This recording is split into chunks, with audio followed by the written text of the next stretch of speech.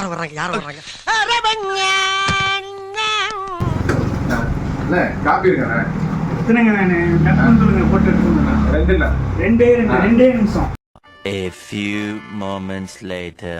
டேய் நம்ம கடமையில கண் பார்வை ஓவர் ஆகி போச்சு. ஒவ்வொரு வெள்ளி செவ்வாய்க்கு நவ்வால பூசணிக்காய வாங்கி நம்ம கலெக்ஷனை பார்த்து வாய புழக்கிறவன் தலையில பூரா போட்டு ஓட. தம்பி நீங்க கேட்ட 2 காபி. இதுல 2 காப்பி கேட்டேன். வருஷத்துக்கு ஒரு கிரிக்கெட்ட சிக்கிறடா சாமி.